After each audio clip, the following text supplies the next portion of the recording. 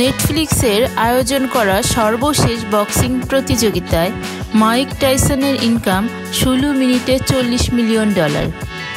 সেই হিসেবে প্রতি মিনিটে ইনকাম $2.5 মিলিয়ন, যা বাংলাদেশি টাকায় প্রায় 30 কোটি টাকা।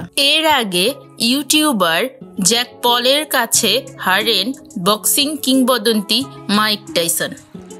মাইক টাইসন 2005 সালে সর্বশেষ বক্সিং রিংয়ে নেমেছিলেন। 19 বছর পর আবারও ফিরলেন তিনি লড়াইয়ে। তবে এবার প্রথাগত কোনো প্রতিপক্ষ নয়, তার সামনে ছিলেন ইউটিউবার জ্যাক পল। তার বিপক্ষেও জিততে পারেননি বক্সিংয়ের কিংবদন্তি। তার আগেই প্রতিপক্ষকে চড় মেরে বসেন বক্সার। লড়াইয়ের আয়োজন করে নেটফ্লিক্স, যা সরাসরি সম্প্রচার করা হয়। 8 রাউন্ডের ম্যাচে জ্যাক পল মোট 78টি ঘুষি মেরেছিলেন টাইসনকে, আর টাইসন মারতে পেরেছিলেন মাত্র 18টি। ম্যাচটা 8 রাউন্ডের হয়েছে। প্রতিটা রাউন্ড ছিল 2 মিনিটের। বাকি ম্যাচগুলো 10-12 রাউন্ডের হয়, আর 3 মিনিটের হয় প্রতিটা রাউন্ড। বয়সের পার্থক্য অনেক বেশি বলে এই নিয়মে পরিবর্তন আনা হয়েছে। এই ম্যাচে তাদের গ্লাভসগুলোও অনেক ভারী ছিল। 14 আউন্স ছিল গ্লাভসের ওজন।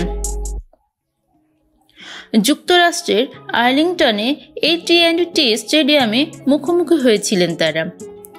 সে লড়াইয়ের বয়সের কারণে 58 বছর বয়সী টাইসন স্বাভাবিকভাবেই পিছিয়ে ছিলেন।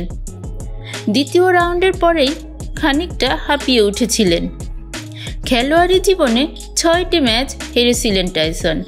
সেই তিনি এই লড়াই শেষে হারলেন ইউটিউবার জ্যাক পলের কাছে।